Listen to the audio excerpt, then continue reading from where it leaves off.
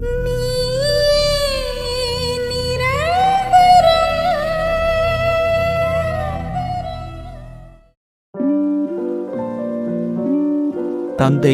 மகன், தூய ஆவியாரின் பெயராலே ஆமென். முதல் வாசகம். நான் சிற்றேட்டை எடுத்து தின்றேன். திருத்தூதர் யோவான் எழுதிய திருவெளிப்பாட்டிலிருந்து வாசகம். அதிகாரம் 10. இறை வார்த்தை 8 முதல் 11 முடிய. சகோதரர் சகோதரிகளே, விண்ணகத்திலிருந்து நான் கேட்ட குரல் என்னிடம் மீண்டும் பேசி, கடலின் மீதும் நிலத்தின் மீதும் நிற்கின்ற வானதூதரின் கையில் உள்ள பிரிக்கப்பட்ட சுருளேட்டை நீ போய் வாங்கிக்கொள் என்றது. நானும் அந்த வானதூதரிடம் சென்று அந்தச் சிற்றேட்டை என்னிடம் தரும்படி கேட்டேன். அவரோ, இதை எடுத்து தின்றுவிடு, இது உன் வயிற்றில் கசக்கும், ஆனால் வாயில் தேனைப் போல் இனிக்கும் என்று என்னிடம் சொன்னார். உடனே வானதூதரின் கையிலிருந்து அந்தச் சிற்றேட்டை எடுத்து தின்றேன். அது என் வாயில் தேனைப் போல் இனித்தது, ஆனால் அதை தின்ற பொழுது என் வயிற்றில் கசந்தது. பல்வேறு மக்களினத்தார், நாட்டினர், மொழியினர், மன்னர் பற்றி நீ மீண்டும் இறைவாக்கு உரைக்க வேண்டும் என்று எனக்கு சொல்லப்பட்டது. இது ஆண்டவரின் அருள்வாக்கு. பதிலுரை பாடல். பல்லவி. உம் சொற்கள் என் நாவுக்கு எத்துணை இனிமையானவை.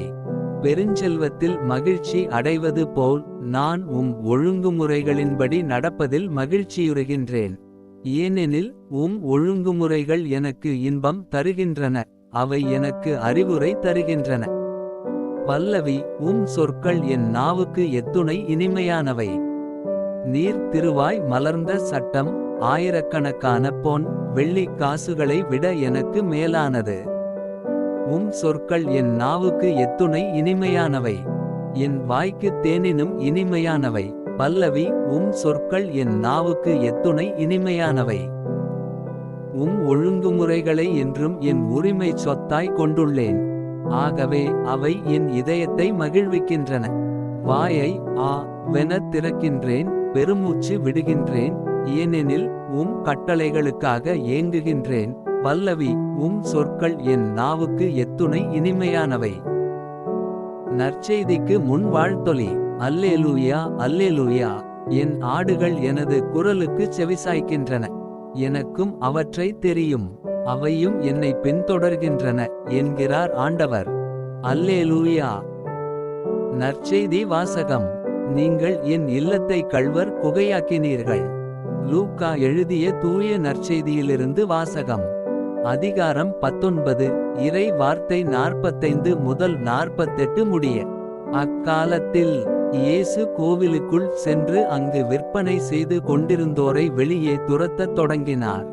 அவர்களிடம், என் இல்லம் இறைவேண்டலின் வீடு என்று மறைநூலில் எழுதியுள்ளதே, ஆனால் நீங்கள் இதை கள்வர் குகையாக்கினீர்கள் என்று கூறினார்.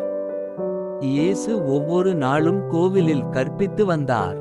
தலைமை குருக்களும் மறைநூல் அறிஞர்களும் மக்களின் தலைவர்களும் அவரை ஒழித்துவிட வழி தேடினார்கள்.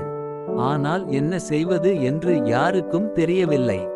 ஏனென்றால் மக்கள் அனைவரும் அவர் போதனையை கேட்டு அவரையே பற்றிக் கொண்டிருந்தனர். இது ஆண்டவரின் அருள்வாக்கு. உங்களுடைய பிரார்த்தனைகளையும் வேண்டுதல்களையும் நாளைய திருப்பலியில் ஒப்பு கொடுக்க விரும்புவோர் கீழ்காணும் மெயில் ஐடிக்கு உங்கள் வேண்டுதல்களை அனுப்பவும், அல்லது வீடியோவின் கீழ் கமெண்ட் செய்யவும். பிதா, சுதன், பரிசுத்த ஆவியின் பெயராலே ஆமென். தின பிரார்த்தனைகளுக்காக லைக், சப்ஸ்கிரைப் மற்றும் பெல் ஐகானை கிளிக் செய்யவும்.